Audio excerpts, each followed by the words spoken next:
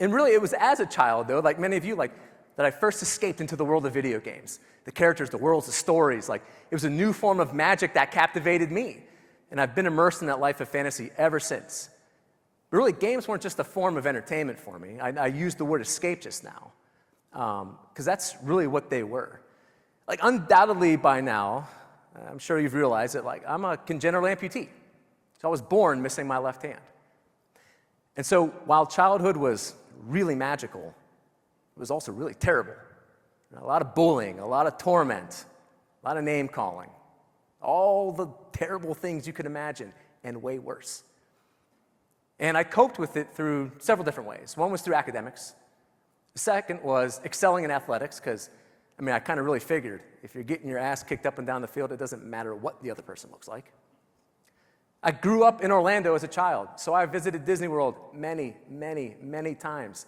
Over 1,000 times. Where are you at, Chris Journey? I know. Yeah. And I got just lost in the placemaking, enjoying the story of the attractions, and just getting lost in the sea of people. And I love people. I'm an extrovert. I draw my energy from being around people. I just didn't want to be around them when they were going to make fun of me, right? And Disney World offered the opportunity to get lost because people were there enjoying time with their families. Didn't really matter. But then the other one was video games. And for me, it all started with the ColecoVision. Rocking titles like Turbo and Qbert, and it offered like the best input control modality. This big fat steering wheel I could move really easily, and a simple little control knob to move Qbert up and down the screen. It was easy, it was fun. And then Nintendo hit, changing the course of history from there on.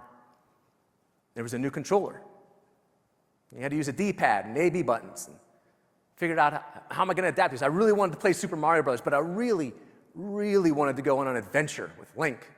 Save Zelda from the evil clutches of Ganon. So I begged my parents, please, get me a Nintendo. And they were like, I don't know. Like, do you really think you can do this? And then I had the conversation with them. Listen, I learned how to tie my shoes with one hand. I can figure out this controller, right? And I did. And I became the hero. And as soon as I mastered that, Super Nintendo hit. With those fun buttons on the top. Do you really need them? I don't think so. And I didn't use them. Every now and then I'd use it for Street Fighter 2, right? But aside from that, not really. And then what the hell is this? Like, I'm pretty sure all of you had trouble with this thing, right?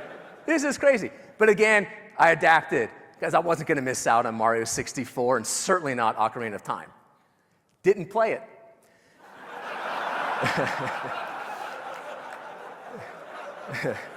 And then the Wii came out with its really novel input capability, right? A separate controller that you can use in each hand with the Wii remote and the nunchuck. Awesome. For most. I stuck to side-scrollers platforms. I did most of Mario games and some of the rec sports that you just had to use, the one hand to move it around.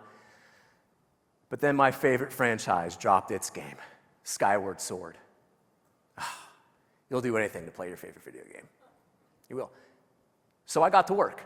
And I took the base of the Wii, and I put a big Velcro strap through it, and I strapped that to my leg, and I put a command strip on the nunchuck, and I put that on the base, and then I rubber banded it a few times just so it would stay sturdy, and I would sit in a chair, and I would move around the map using my stump, and I would battle and fight with my arm. And as you can see in this blurry motion shot, I have to lift my leg to raise my shield to block attacks. And really, after that holiday season, I had strong legs.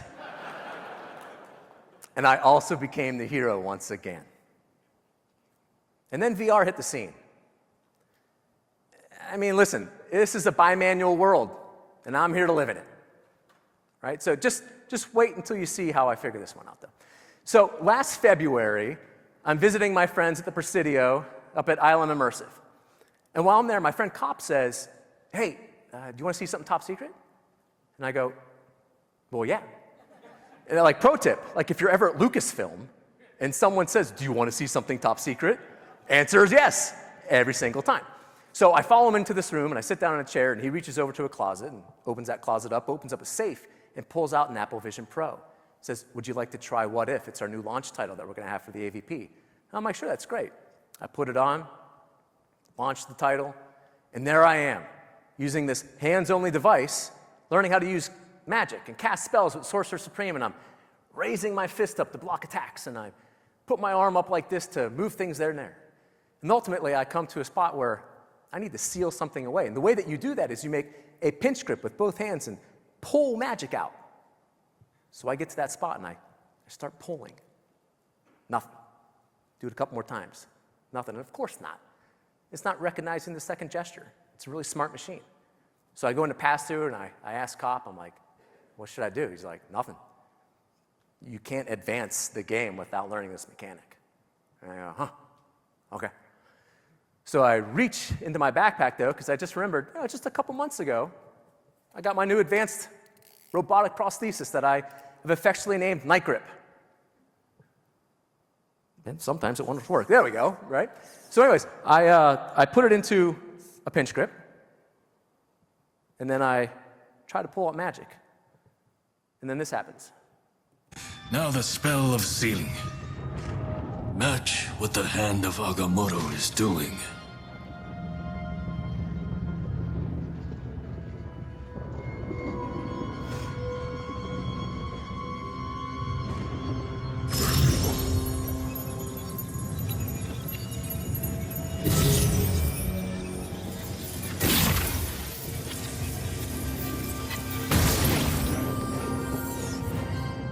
I know it's thrilling, but magic is not a thing to take lightly.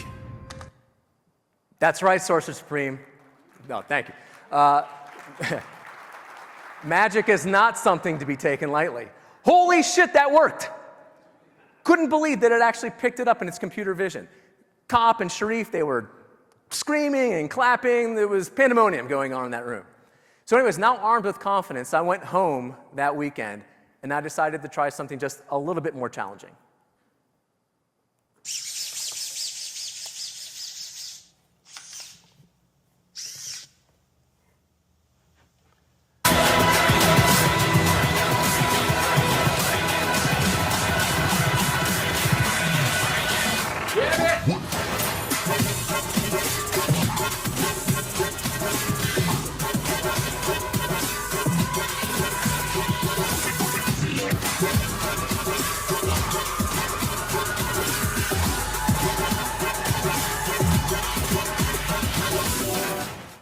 Yeah, what a fun game. I love it. Thank you, Beat Games.